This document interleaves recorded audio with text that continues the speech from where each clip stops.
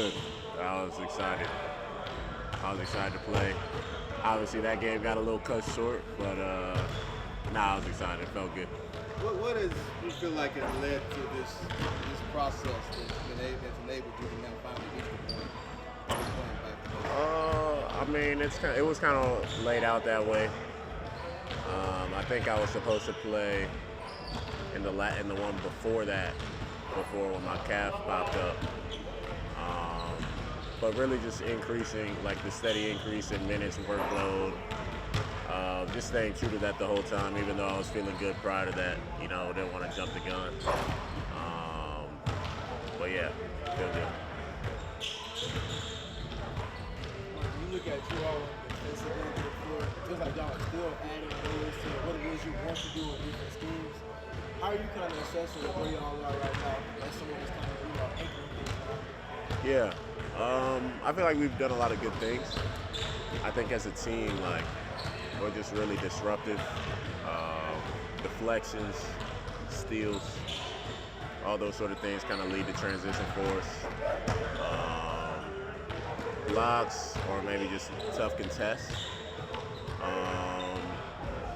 And then also, like, depending what we're in, if we're switching everything, if we're just base coverage, like, I think just throwing something different at offenses is what's allowed us to, force tough shots and get out in transition.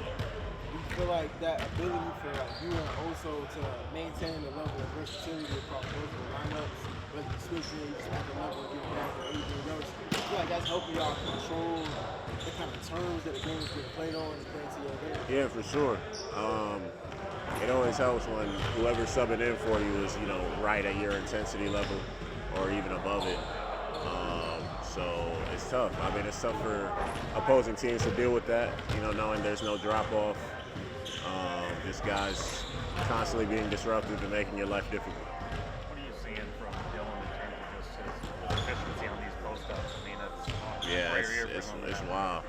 I was just talking about it before at practice.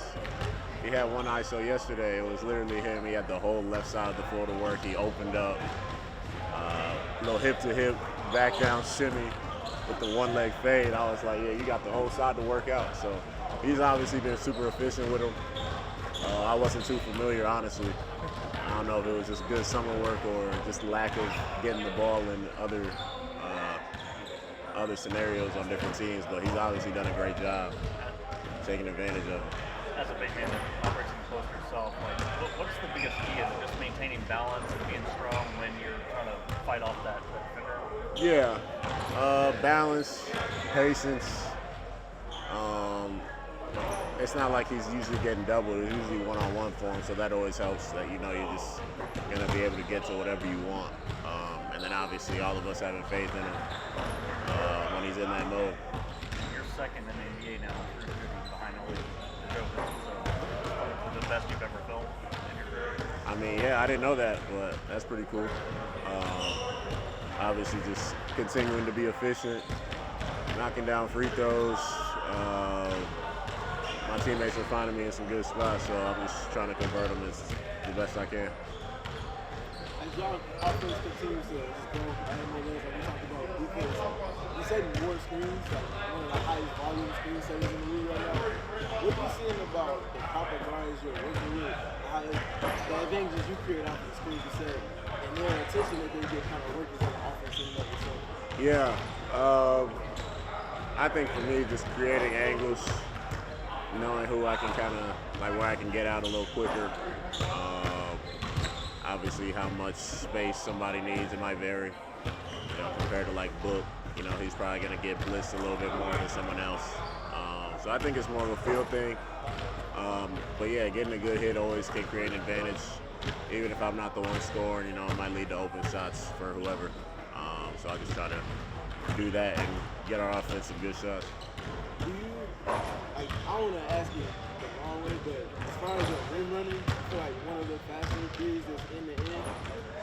Has that always been an advantage for you, or do you have like a background in another sport that makes that an advantage for you now? I mean, I played a bunch of different sports growing up. but I think it's something I've always done. I think we've made a lot more of a point of emphasis this year, and I think we're just starting to take advantage of it a little bit more. But yeah, I would say that. What makes OKC a tough out, and what are things you just cannot do against them? I mean, they're just a well-oiled machine. You know, it doesn't really matter who's out there for them. They're true to their principles. They play well. They're just efficient.